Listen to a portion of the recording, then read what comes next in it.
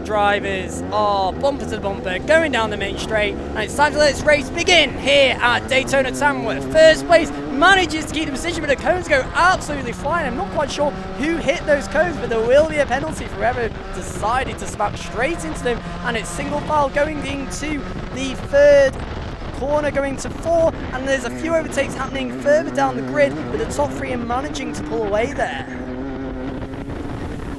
So if we are running penalties for tram lines, then there will certainly be some headed some drivers' ways after that. The cones have just been obliterated. But it's Archie Bullard who leads the way from Jack Redfern for ahead of Julia Stankowiak, making contact with a driver in 4th place. I'm not sure who that is, but that may be a bumper pass penalty. There was certainly contact to the rear bumper, and then making the move, not giving that back. Now charging after Jack Redfern in 2nd place, Stankowiak. I'm sure we'll have something to say about that. But Archie Bullard leads the way. He has not been able to pull away, perhaps the way he wanted to, from Jack Redfern. He looks over his shoulder. Maybe he's not happy about the cut. There have been some, but overall it's been pretty good today. But the top 2 easing away from 3rd place, easing away from 4th, and then there's a battle for 6th, 7th, 8th, 9th. Very hardly fought there. So it's Archie Bullard from Jack Redfern. Alfie Shrubb was the one making the move on Stankowiak from Aston Lupton, Oliver Coe, Freddie Burden, Daniel Varlan, Nihal Joe, Zach Hassan, Sam Mackinson, Finn Ions, Louis Cameron, and Blake Hutton. Blake Hutton, the driver who suffered an unfortunate incident in the first race.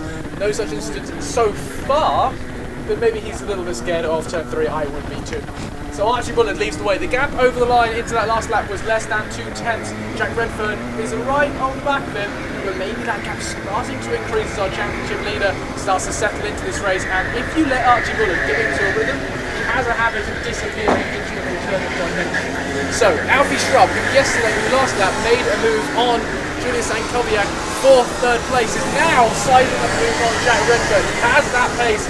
He has the 2nd fastest lap of the race, less than 3/10 away from Archie Bullard, and nearly half a second faster than Jack Redfern, who has not yet broken into the 56s, which is basically the boundary where you need to be if you want to be in contention to win the junior class. So Jack certainly has some work to do if he wants to catch up to Archie Bullard. Driver off. Now he has spotted something on the track. Yeah, I do believe we had a driver off there at turn 3. We'll be able to find out when they go across the timeline who it is. But currently, as Matthew was saying, out in front it's extremely close, less than 2/10 between them. But 3rd place just had a slight off there. They were really closing in, Alfie, on Jack there. But now he needs to pray that they're going to start battling, because further down the grid, it's a right carcass of events. As they're all scrambling for positions, the top 3 runners are able to pull out away. It's now 0.6 between Jack and Archie, and it's under a second between Alfie and Jack.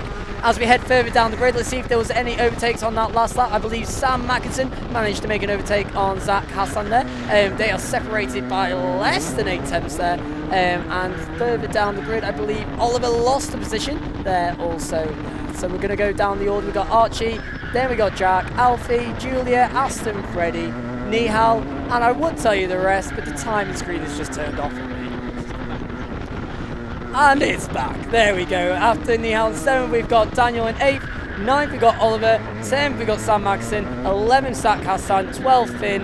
And 13th, we've got Blake. And then I believe down in 14th, it was Lou, which I'm guessing was the driver that went off at that turn 3 incident.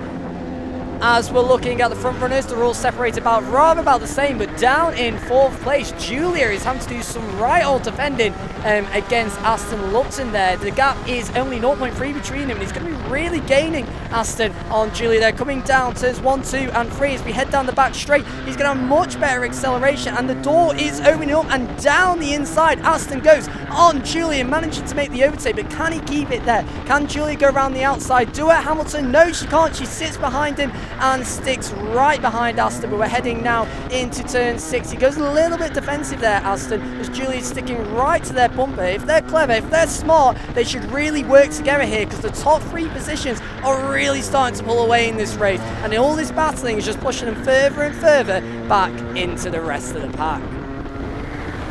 So literally, as I was saying, that Jack Redfern needs to break into the 56s to catch up to Archie Bullard. He sets a 36.3, barely off the pace with Archie Bullard, and now they are separated by less than a second, the top 3. Bullard maybe putting his hand up in the air, slightly frustrated with the performance of his kart.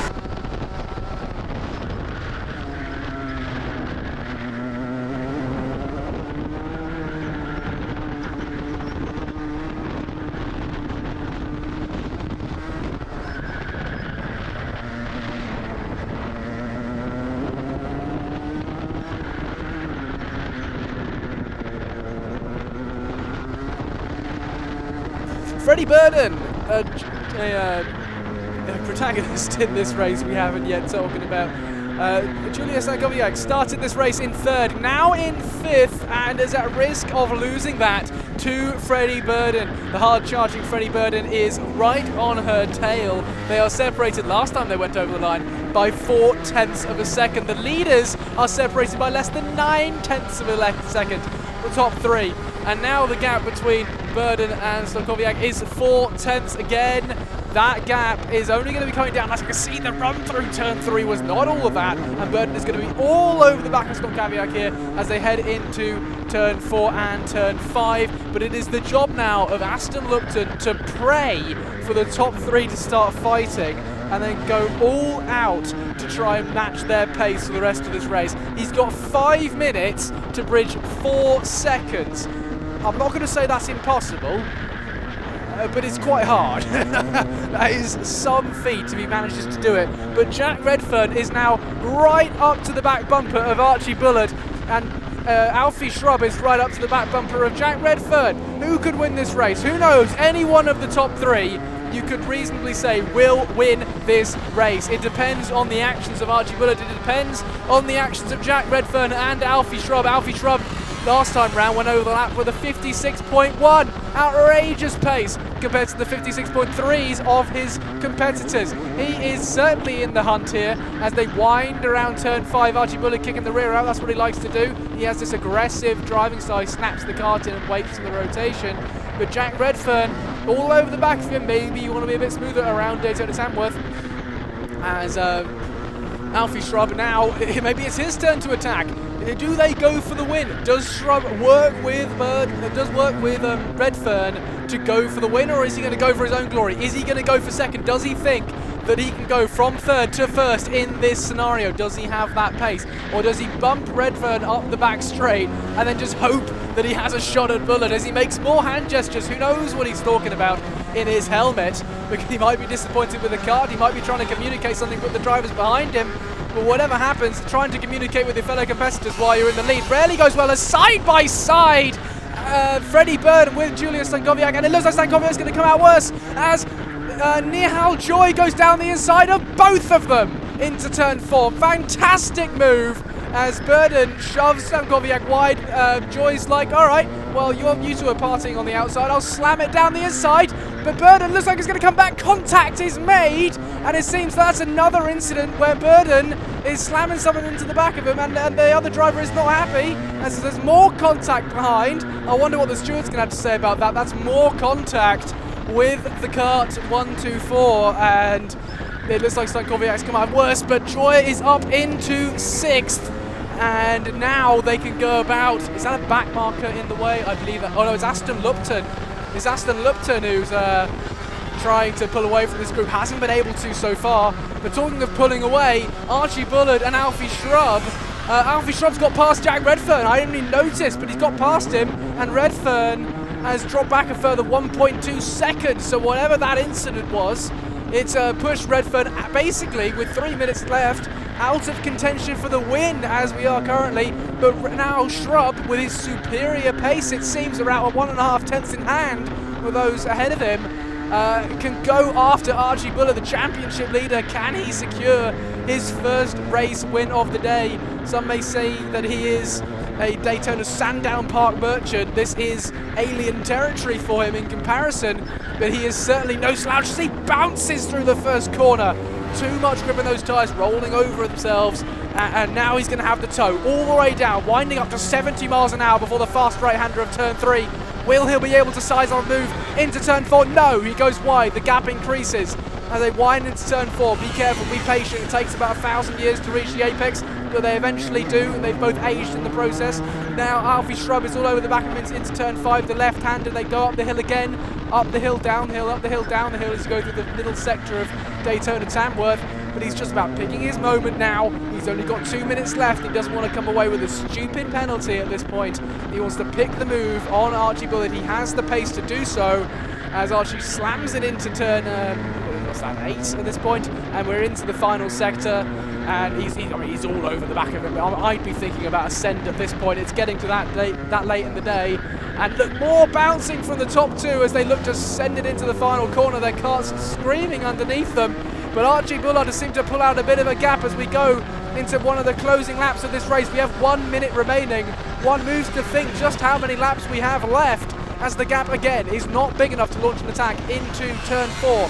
So Shrubb has to be patient as he hangs behind Bullard for another lap. It seems that Redfern's out of this race. He's fallen back to third. He's going to have to settle for that, but it's up to Shrubb to fight for the victory against Archie Bullard, the championship leader, as they wind through turn 5 and turn 6 now into the kink of 7. And can Shrubb launch an attack here? Can he go for the cutback? He's desperately close, but not close enough. Into turn 8, Archie Bullard is safe. Does he launch to the inside? No. Bullard knows he's there, but he gets a tap from behind. Will that open the door to the inside of turn 10? No. Is he close enough for an attack into the final corner? No. He's biding his time. He needs to know where to go.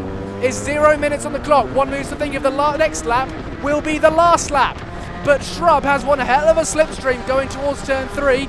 Maybe Redfern thinks he can get involved if these two go side by side dangerously, but I don't think that's going to be the case. There's only going to be one more lap after this, and Shrubb once again has to sit behind Bullard. He's running out of corners. He's running out of opportunities. Bullard is placing that cart exactly where it needs to be to stop any sends to the inside, as once again they wind through turn 6, down towards turn 7 now, and that gap is holding pretty consistently. Archie Bullard getting these fantastic apexes from the rotation he gets into turn 8 now, or turn 9 rather, and now they're into the final sector, and that gap has certainly stayed consistent. This is going to be the last lap. This is the last opportunity for Alfie Shrubb to launch an attack on Archie Bullard. Archie Bullard takes a nervous look over his shoulder. Is he going to be under attack into turn 3? I don't think he is. The slipstream Alfie Shrubb is gaining into turn 3 is not as strong as it was last lap, but he won't be as compromised going through that corner. But still, Bullard performing under pressure. No mistakes from the championship leader, as Alfie Shrubb needs to once again wait behind for turn 4. He cannot launch that attack into turn 5. That gap is still there. Archie Bullard is still formidable out in front. Redfern will have to settle for third at this point, and the battle really is between Shrubb and Bullard for the win, as they wind now towards turn 6 and the kink of turn 7 into the final sector in turn 8, and Shrubb is nearly out of options. Archie Bullard, he rose through the pack in the first race, went from all the way from, at least what I saw, 7th to 2nd. He's fought off attacks from Jack Redfern. He's fought off attacks from Alfie Shrubb. He rounds the final corner. Your championship leader, Archie Bullard, wins in the junior sprint. Fantastic drive. Best lap of a 56.2. It was on par with his rival for third. They fist bump each other. Well done, lads. We'll get him next time, as Archie Bullard drives around into turn 3 to celebrate the victory on his own. Wow. Intense racing at the end there. Shrubb so close to launching an attack, but Bullard was just aware to what he was doing, and he knew that he had to place that cart in exactly the right place to ensure he did not lose a position. But I am certainly excited to see what more the juniors have to offer for us. We have one more race later on, and I'm certainly looking forward to that. I think there's going to be some fireworks in the afternoon, because the juniors certainly have some things to sort out. Alfie Shrubb, Jack Redfern, I think they would both like their time at the top step of the podium, and right now that honour goes to Archie Bullard. So now the rest of the drivers wind home to the pit lane. I'll walk you through the rest of the results. In 4th place, Freddie Burden from Aston Lupton, Daniel Varland, Julia Stankowiak finishes 7th, having started 3rd. Nihal Join and out in 8th. In 9th, Sam Mackinson, then Finn Ion, Zach Hassan, Oliver Coe. Blake Hutton comes home 13th from his devastating crash in the first heat. He's recovered and he finishes the second race, and Len Louis Kenlett rounds off your grid as the juniors wind their way back into the pits.